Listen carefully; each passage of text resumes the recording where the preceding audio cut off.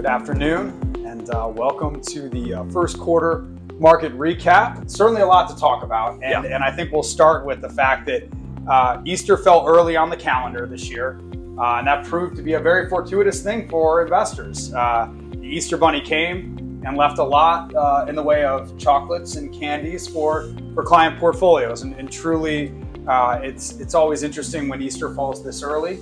It's something that I don't think a lot of us are accustomed to, and while the returns for 2023 were strong, I think a lot of people are still very much weary from what the year 2022 brought in terms of volatility in the markets, and so seeing that upward trajectory felt pretty good. Yeah, no, I agree, and I think the themes that we saw in 2023 were semi-apparent in the first quarter of this year as well, right? Last year we talked about AI and interest rates, and I think this year that's kind of how we started off. Yeah, the quarter was, I think, when you think about the quarter and you think about all of the things that kind of happened and the setup for the last 45 days of the year, where it was really kind of an everything but large cap rally. Yeah. Large caps went up, but they were outpaced by international emerging markets, small cap stocks and mid cap stocks domestically, and then you had fixed income going up 6-7% in the last 45 days of the year. Yeah.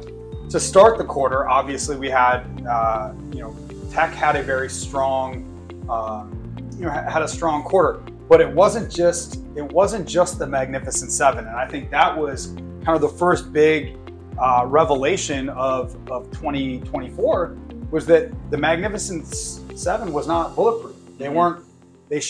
Some of the constituents shedded the Kevlar vest, so to speak, and we had where you had Nvidia up 82%, kind of the consumption and the insatiable need for their chips, kind of continuing to grow revenues at incredible pace. But you also had Tesla down 30% almost, Apple down 12%, and I think if you would have said, hey, the S&P was up 11%, you'd probably assume that Alphabet, the parent company of Google, would have been up in excess of that, and it actually underperformed the S&P by 2.5%. So I think that dispersion led to somewhat of a broadening out of the rally, where we saw the value versus growth. I mean, growth outperformed value, but value kept up pace significantly more than it did in 2023, which I think was a welcome sign in terms of not calling us like a style or a sector, but just saying the market rally is broadening out. And I think that's healthy, right?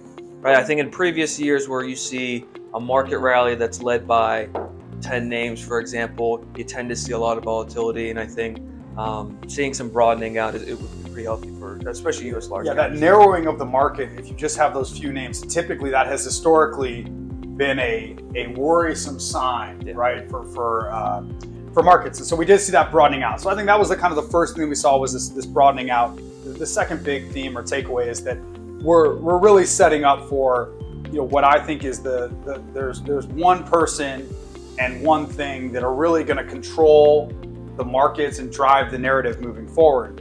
And I think because it's an election year, and not just an election year in America, but across the world. It's I think half the world's population is going to cast a ballot this year in a national election. Some 64 countries, and then the European Union will cast ballots. So huge, right? But here in America, I think if you were just to ask people, they would say, well, it's the presidential election, and this is the election and the president, right? Yeah. That's what's going to drive markets. And I think they certainly capture all of the news media attention, but really the most important person that's going to control the narrative is Jerome Powell, and he's worked for both President Trump and President Biden.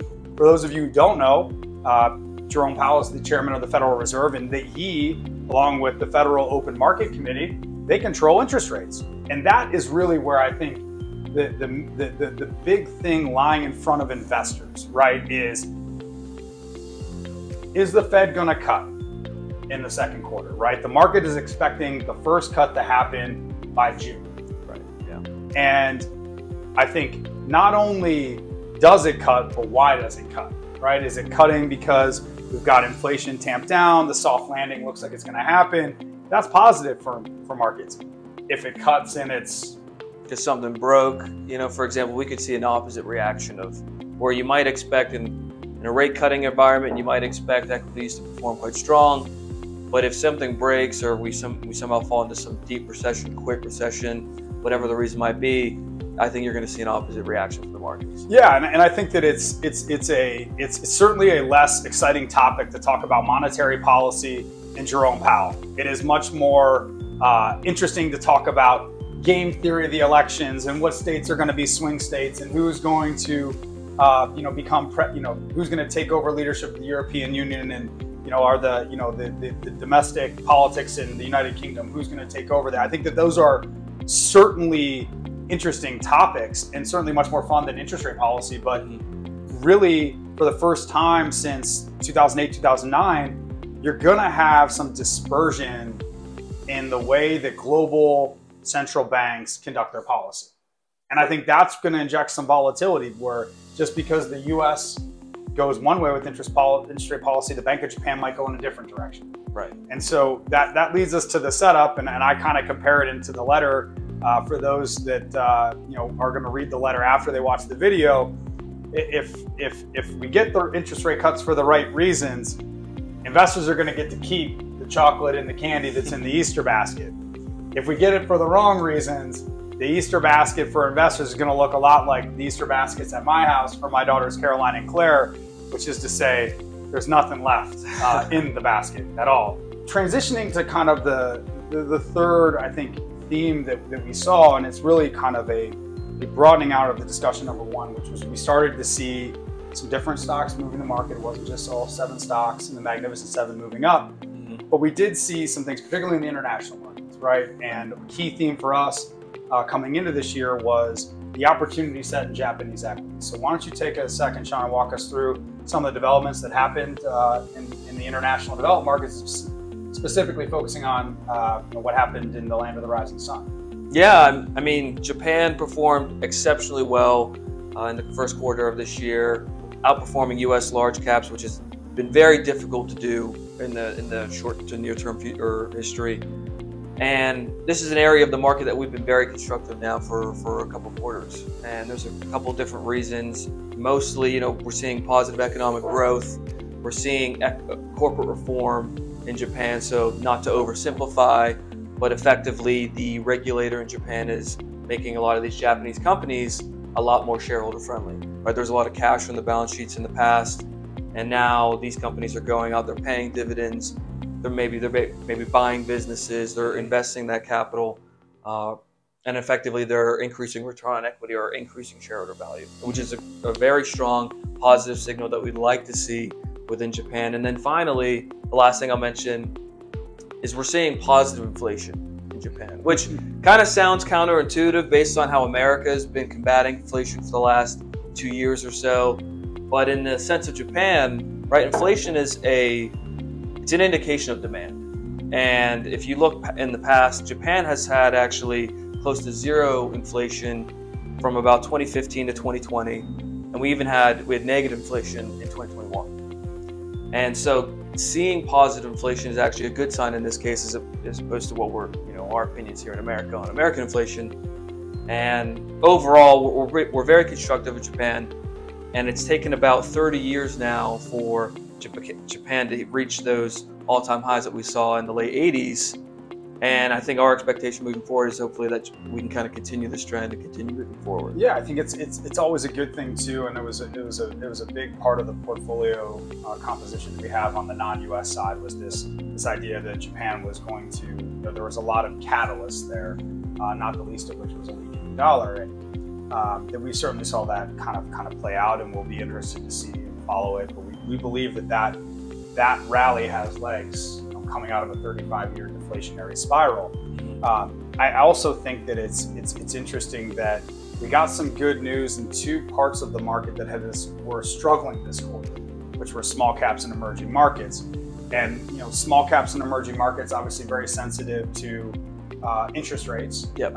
And interest rates climbed to start the quarter, and I think that put pressure on both kind of asset classes. But we started to get some positive economic data out of China toward the end of the quarter that saw emerging market equities rally into the end of the first quarter, and then certainly leading the charge for the first couple of days. It'll be interesting to see if that follows through if the Chinese economy can kind of get out of this really self-imposed rut that they've had due to some of the choices they made during the pandemic. And then in small cap land, we still have really good valuations. And when you think about where we are from a perspective of all-time highs, I mean, the S&P, I think, has made 22 highs just this year. 22 all-time highs this year. You've got Japan, took out a 35-year.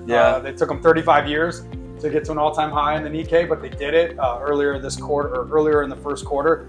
But the Russell 2000, the small cap, the measure of small cap universe here domestically, is still like roughly 20% below its all-time high in the fall of 2021. Still a long ways to go, and there's some people out there that think that there's certainly some room to run there. And I think, again, very sensitive to this interest rates, and if we do get that cut, that's an area of the market that is relatively underowned. A lot of people have piled into large cap stocks, but if you stay patient with small caps, you really have the and emerging markets for that matter. Although I think the opportunity in small caps is a little bit more defined. Sure. You have the ability to really generate interesting returns given where we are, given where we find ourselves. And then, I think the last thing we want to touch on is the fixed income market, and it's hard to get excited about muted returns, but I think for us, we've been pretty excited because the level of yield or interest that our clients are earning across corporate bonds and municipal bonds is really attractive, and it's the best it's been since kind of 2007-8 in terms of yields. And we're excited about the fact that even though interest rates have kind of gone against us and it's made for more muted returns, that we're not negative in a way that historically the 10-year, or in 2022 when the 10-year went from increased by 40-50 basis points, we were down 4, 5, 6%. Because the level of yields was so low. And now we're finding ourselves with, the yield market, the yield environment is reset to a point where, especially our clients that are in, call it distribution phase, that are living off their portfolios, yields have never been better. Right, and I think the one thing I was thinking about now, especially today, when you compare it to the last decade, 15 years, is the income component of fixed income is becoming much more vital. And effectively, that's the reason why you're seeing a muted response to an increase in rates. I think we saw the 10-year increase about 35 basis points just this quarter alone, and yet traditional fixed income is only down about maybe 1%.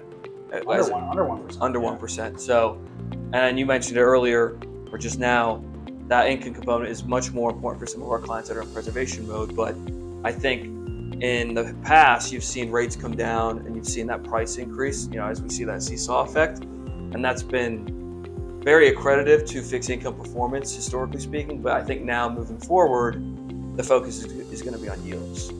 I think that's going to carry the day. And to kind of wrap it up, the first quarter was welcome. We had obviously, through the first 3 quarters of 2023, the market was just kind of puttering along. It was a tough slog, and we got a relief rally to end 2023, and we saw follow through in 2024, which has been really good for client portfolios. And I really think that there's the balance of the year is going to rest on interest rate policy, with all eyes on the chairman of the Federal Reserve, Jerome Powell. And it's not to say that elections don't have consequences and aren't going to impact markets. I just think that those impacts are probably not going to be felt until 2025, 2026 and beyond. But for right now, the trajectory of capital markets for the balance of the year is going to be on the interest rates and Federal Reserve policy of the European Central Bank, the Japanese Central Bank. So there's no shortage of what I'll call more mundane things driving the market. They're certainly less fun to talk about than politics or game theory now that who's going to win elections. But that's where we find ourselves. So until next time, we really appreciate your trust in us for our clients. For those friends of the firm, obviously would love to have a conversation with you about our views on the markets and where we're taking client portfolios. We're certainly excited about where we sit, and really, I think hopefully by next time we tape this, we'll find out whether baskets look like the Staley household, empty, or whether we get to keep some of the candy and the chocolate that was brought to us in the first quarter. I hope so. Until then, Sean, thank you very much. Thanks for having me back. Yeah, take care.